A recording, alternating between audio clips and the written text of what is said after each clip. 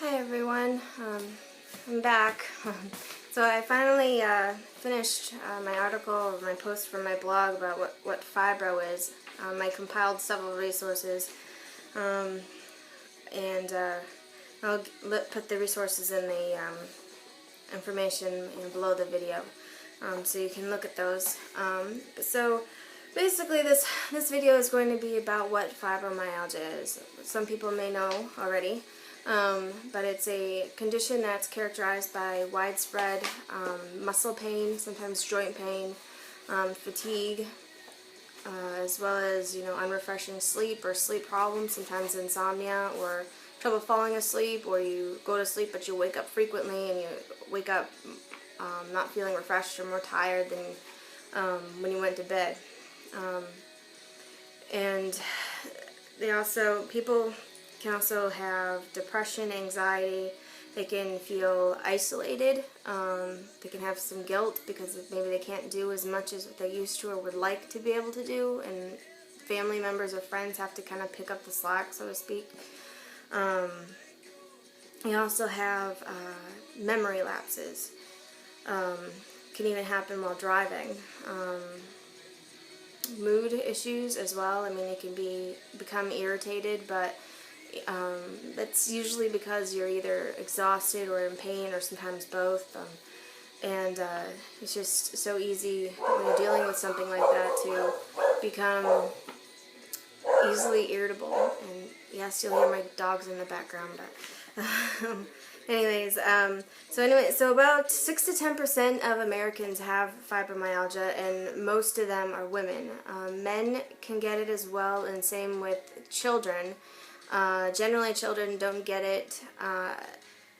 It's basically around puberty, but that doesn't mean that younger kids can't get it. It's just generally it's not seen until kids after they hit puberty. So, in the ages that this usually occurs, it can start anywhere between 20 years of age until like 60.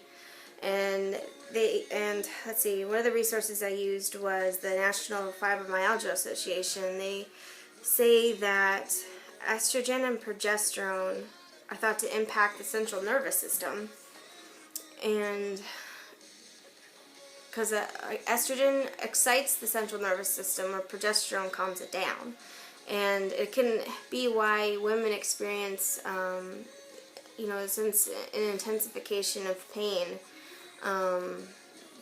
during their menstrual cycle, when the estrogen is the highest. Then there's something interesting that's called substance P that everybody has in their bodies that takes the pain stimulus to the brain, but in patients that have fibro have 3 times as much of this substance, which really sends, when the brain interprets any pain, it interprets it wrongly, and it can intensify any pain that we feel. So anything like a tickle or an itch or any other kind of annoyance can actually feel like pain to us. To someone else, it'll just feel like that, just like a tickle or an itch or something, but to us it's really intense, and can sometimes be emotional to deal with because it is that intense and overwhelming. So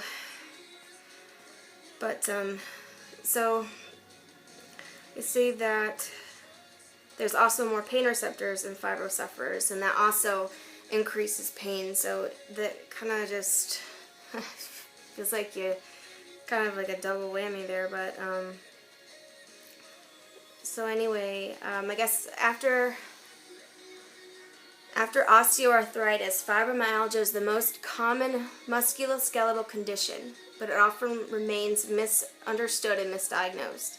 They believe that fibro was an autoimmune disease, but later, through more research, they discovered that it's not, that it's really based in the central nervous system. So it's where the brain processes pain signals differently, leading to amplified pain sensations. It's basically like the brain's volume turned up on high. So I have several resources, and one of them that I used was, I'm sure you all have heard of Fatigue to Fantastic by Jacob Teitalbaum. Well, I used this book, the Fatigue and Fibromyalgia Solution, which is basically just a really simplified version of Fatigue to Fantastic. And as you can tell, I use these little things to mark information and find that I may use or reference. But according to Dr. Teitalbaum, he says that fibromyalgia shows us that there's an energy crisis in the body, and explains that when muscles don't get the energy they need, they get tight and not and form trigger points. They don't get loose or limp like you might think that they do. He says that the energy crisis is caused by sleep deficiency, nutritional deficiencies, overwhelmed immune system, change in gut flora due to antibiotics and acid reducers, hormonal deficiencies, increased life stresses, decreased exercise, and decreased sunshine. Now he uses what he calls the SHINE protocol, where he treats his patients to help them get the sleep they need, hormonal support, treat infections, guide nutritional support, and exercise as the patient is able, because not everyone with fibro is able, because sometimes, even though exercise is good for everybody, in fibro people, it can help with any kind of stiffness and can help with pain, but in some of us, it can actually intensify pain. I know for me, I can do a little bit, but like I tried even doing Leslie Sandstone's Walk at Home, and it was okay until I got to a certain point, and I felt so wiped out, and I hurt for days. So I mean, sometimes it's like, okay, so because I'd actually tried higher aerobics, like, you know, Denise Austin was a little more intense than Leslie Sandstone, but not as intense as some of the other exercise programs, because I knew anything too intense would be very detrimental. But sometimes it's just finding the exercise that works, and it's often trial and error. So I had to stop doing the Walk at Home program, and now I've just gone basically to lifting, do some little bit of weight training, and I garden as I'm able, and I going to get a treadmill because I know I can do that anytime I need to, and it's kind of low key. So we'll see how that works.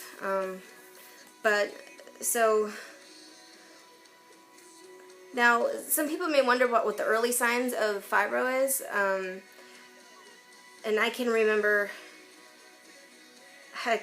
when I started feeling some of this, and I think, and been thinking back, I think I've had it more than just 6 years. It says that some of the first things you may feel like you've come down with an illness, maybe like the flu. You might feel tired or achy. Or it can come across as just chronic headaches and maybe a few other of the fibromyalgia symptoms, which I'll get to in a minute.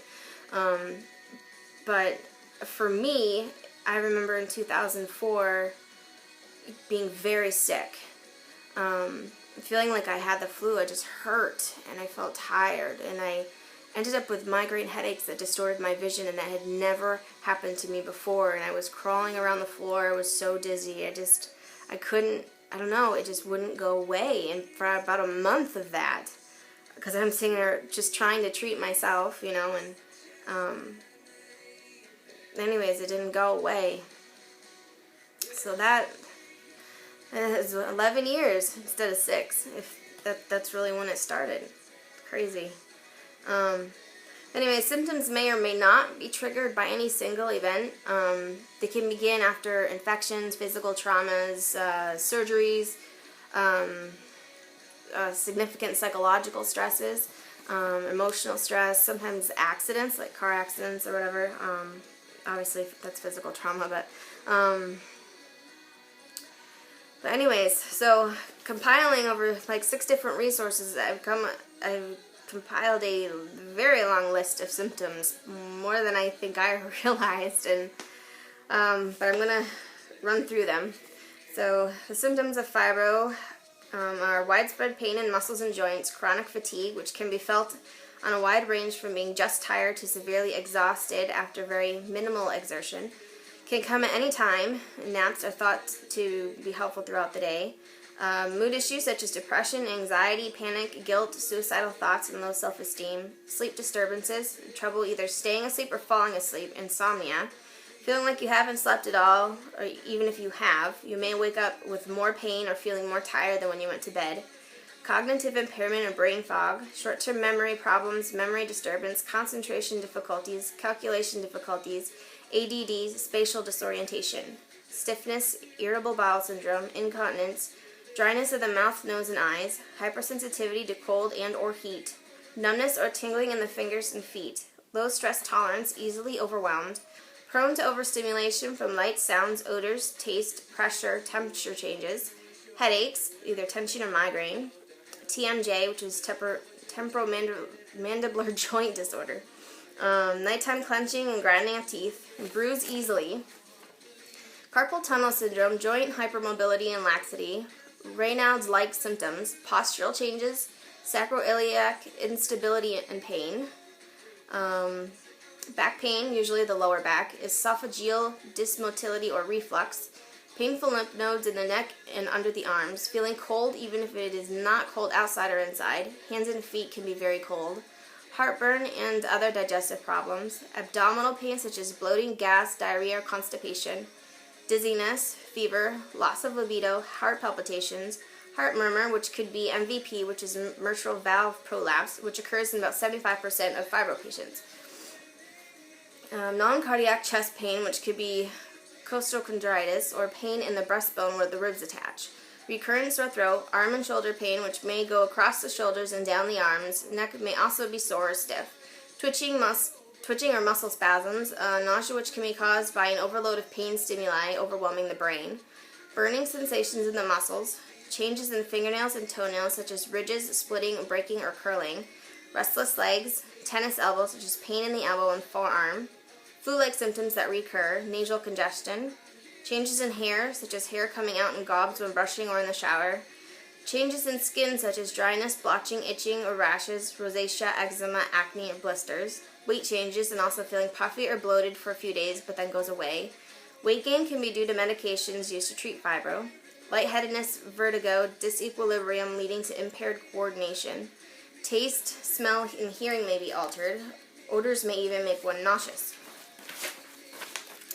Development of allergies, chemical sensitivities, and food intolerances, involuntary rapid movement of the eyes, intolerance to bright lights and or sunlight, body temperature fluctuations, irritable bladder and frequent urination, vaginal yeast infections, foul and or strong smelling urine, irritability, fibrocystic breast disease, breast becomes swollen and sore and full of cysts or lumps that go away after period, intolerance to caffeine, ringing in the ears, premenstrual syndrome, vulvar vestibulitis or vulvodynia, intolerance to processed white sugar and many artificial sweeteners, intolerance to alcohol, enhanced medication side effects, intolerance to medications that were once tolerated, interstitial cystitis.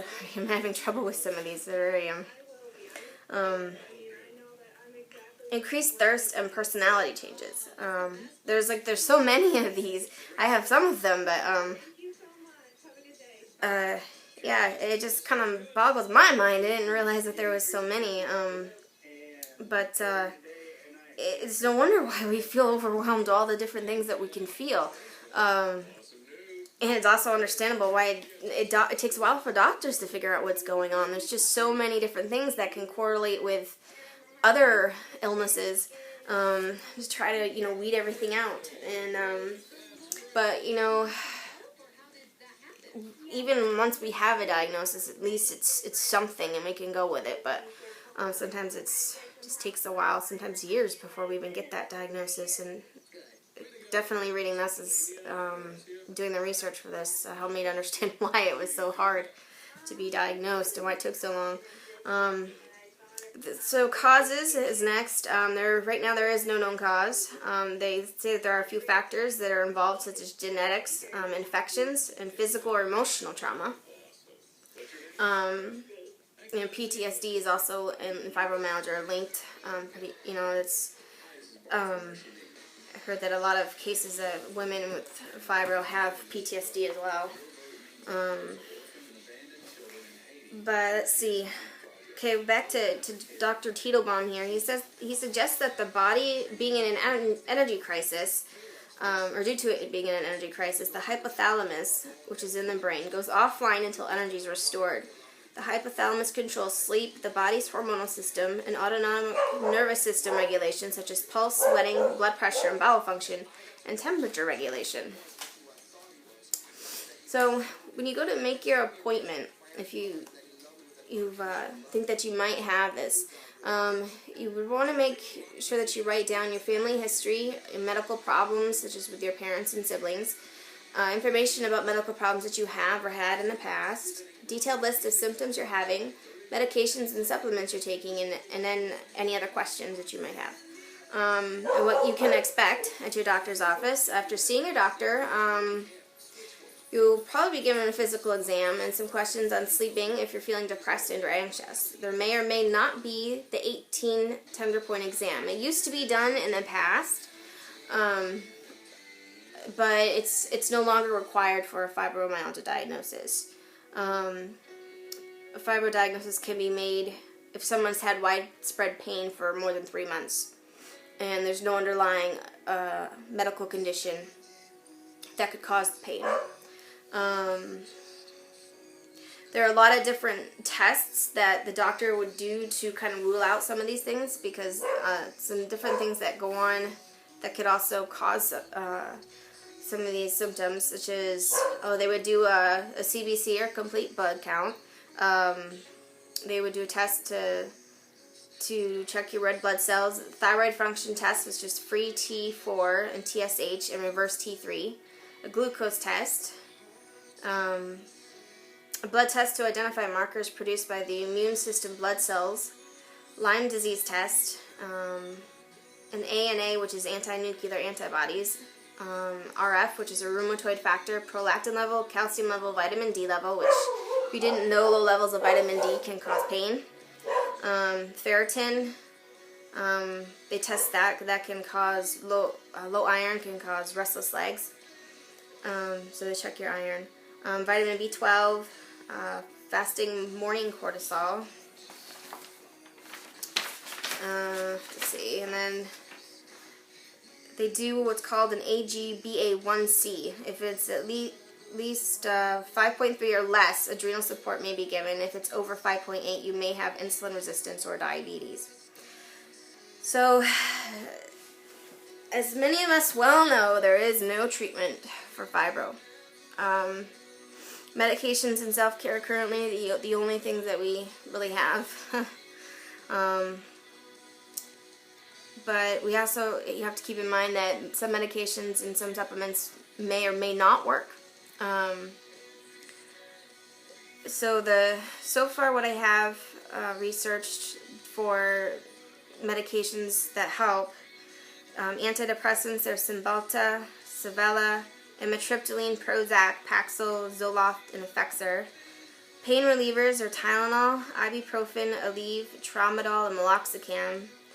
Then there's anti-seizure drugs that are used, such as gabapentin. Lyrica is also used.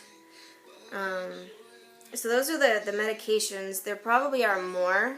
So if you have anything that you can add to this, then please feel free to leave them in the comments, and I can update my blog post with the information. And with self-care, they say do things like self-reduction, exercise as you're able and as much as you're able. Pace yourself. Give yourself time to do things. If you have to do laundry, then do a load and go sit down, read or something, and then, or just do something relaxing. And then when it comes time to switch out the loads and fold the laundry, whatever, then you get up and do it, and then go rest again. It's just really trying to pace your chores, your activities, or your work, whatever it is you have to do. I say get enough sleep. Sometimes people have to take naps during the day, because if they don't, their sleep at night is a lot worse. Or they just, they get so overtired they can't sleep. So naps generally can help some people, and sometimes it doesn't help others. So It can mess up their nighttime sleeping. Maintain a healthy lifestyle, such as eating right and doing something you find enjoyable every day. And I think that's very important. I know if I don't do something I enjoy every day, I feel kind of depressed, because I just like, well, you know, there's only one thing I really want to do today and I didn't get to do it. And try to think of why. It's because, you know, you're doing things for everybody else, which is fine, but there's a balance there that you have to find. And sometimes it's kind of rough to find, but it's there. So there's also acupuncture, massage therapy, yoga, tai chi, aquatic therapy. You know, go for a swim in the pool or exercise in the pool. Go for therapy. Seek the help of a therapist. They can help strengthen you and find ways to deal with stressful situations and ways to deal with fibro and some of the things that you may be thinking or going through. Hypnosis, relaxation therapy such as deep breathing. And you have to keep a scheduled bedtime every night is also very helpful. So that is what I have for what is fibromyalgia. So I will, you know, keep doing research, obviously, and keep updating this blog post. And also, you know, I just wanted to kind of show, another book I used was Living with Fibromyalgia. And you can see who the authors are there. And then this other self-help course was very helpful to me, by Bruce Campbell. I can post the link to the website and everything where you can get these books. And I also used what your doctors may not tell you about fibromyalgia, but that was a Kindle book, so I can't really show you that one. I used some websites. Mayo Clinic was one, and WebMD. And I did use another one too, but I don't know who the author is, and I couldn't find a way to contact the person, so I can't say, but I can give you the website. So if there's anything that you have that you can add to what I've said, please feel free to leave a message in the comments, or, you know, email me. I can give you my email. So we can just kind of like build this list together and really reach out to each other and help other people with fibro, which is what this whole thing is about. So thank you for your time. This is Janice for Voice for Butterflies, and I will be at work on the next topic once I figure out what that is, because there's so many of them. But at some point I'm going to be doing a post about my fibro story. It'll be a brief segment compared to the book that I hope to write after I finish my other book. I think one thing I didn't put in there was something about correlating illnesses, and I will probably go and update that. But so anyways, I will talk to you guys later.